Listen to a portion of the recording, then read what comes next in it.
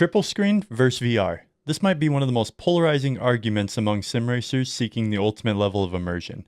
But why? Is it not insanely obvious that being right in the middle of a virtual world is truly the only way to be immersed in sim racing? Or is it more complicated than that? The truth is, neither side is wrong. It really comes down to preference and opinion. And in this video, I'm going to share both sides of the argument with you and let you decide which one's better. Now, in order to break this down properly, there's 4 key elements I want to discuss: comfort, lap time speed, visibility and situational awareness, and overall immersion.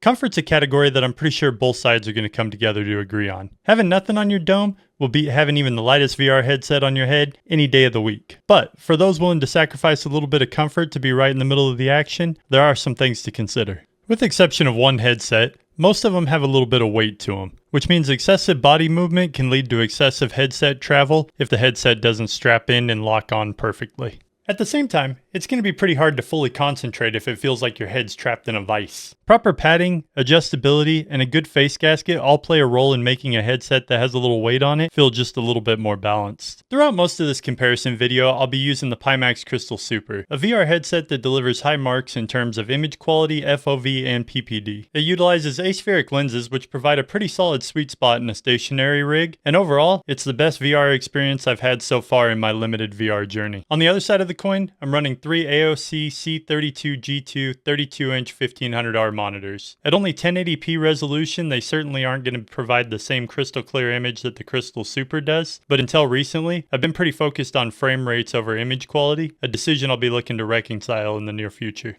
So now that we got that little tidbit out of the way, let's talk about one of the most important questions. Are you faster in VR than you are on a triple screen? No. Sometimes. The truth is, the answer to that question can vary depending on skill and experience. Let's check it out. Whenever the triple screen versus VR argument comes up, it's only a matter of time before the nuclear weapon comes out. Lap times.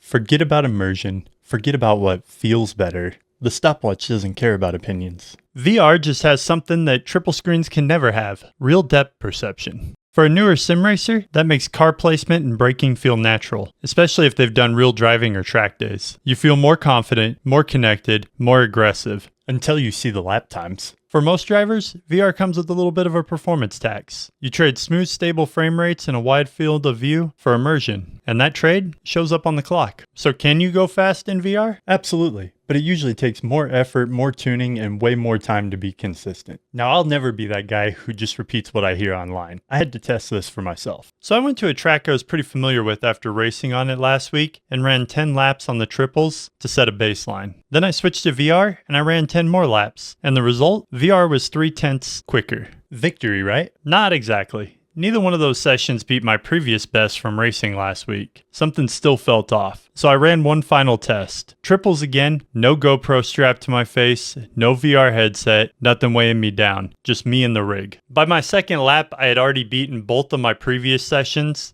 by a full second. The only major difference was comfort. It turns out before arguing VR versus triple screens, I should have been talking about headgear versus no headgear. Comfort matters more in raw pace than most people think. But then again, so does what you see from inside the cockpit.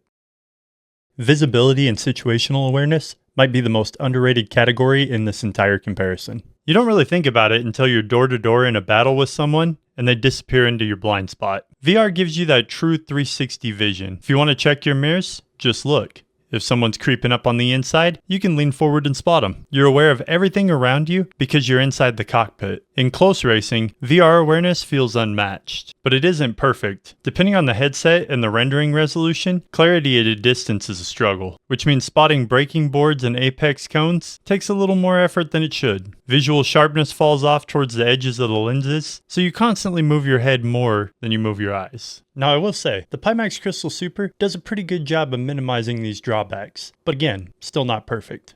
But Cup Car 2.0 approaches awareness differently. With a bezel-free kit, I get a clean, uninterrupted field of view across 3 monitors. My peripheral vision stays locked in without having to move my head, and every braking marker and distance board stays sharp and easy to read. On top of that, the mirrors inside the cockpit give me a constant positional awareness during races. Looking to the left mirror in Cup Car 2.0 feels natural because it's where it should be, and same with the right. You're not hunting for a virtual mirror somewhere on the screen, you glance and it's there. So what's the trade-off? Well, awareness in triples is limited to what your monitors will show. You don't get the same freedom of visibility that VR offers through slight position adjustments. And if someone's sitting on the outside of your peripheral vision, you'll need a spotter or crew chief to keep you informed. But in terms of clarity, consistency, and reaction speed, Cockpit 2.0 definitely wins here for me. My eyes work less, my brain processes faster, and that just leads to a cleaner race. But there's no question that VR wins in terms of full spatial awareness. Which part matters more? Just depends on how you race. Now let's bring out the elephant.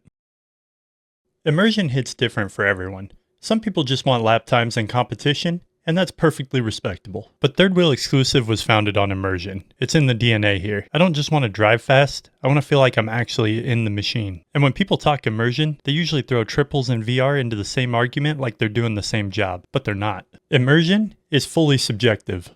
It's opinion, not a fact. Your average wide open triple screen setup, not even close. So for the sake of arguing, we'll be talking fully enclosed sim rig builds versus VR, because that's a fair fight. VR places you directly inside the virtual cockpit. Look in any direction, and you're surrounded by the car and the track. The sense of presence is incredible, and the feeling of speed is unmatched. But for me, the immersion breaks the moment I reach for something, and it isn't really there. I can see the cockpit, I just can't interact with it. No headset resolution or mixed reality changes that disconnect. A full-scale cockpit takes a different approach. You don't get VR's 360-degree world, but you get physical immersion. You see a button box, you can press it. You feel the structure of the cockpit around you. The racing environment exists in your space, not just on your head. The trade-off is obvious though. Monitors are still 2D, and you definitely don't get the same depth perception you get with VR. Before fully enclosing my rig, I spent several months on an open triple setup. Going from that to VR was a massive upgrade, no question about it. But once Cockpit 2.0 started to feel like a real cockpit, VR just stopped hitting the same way. Don't get me wrong.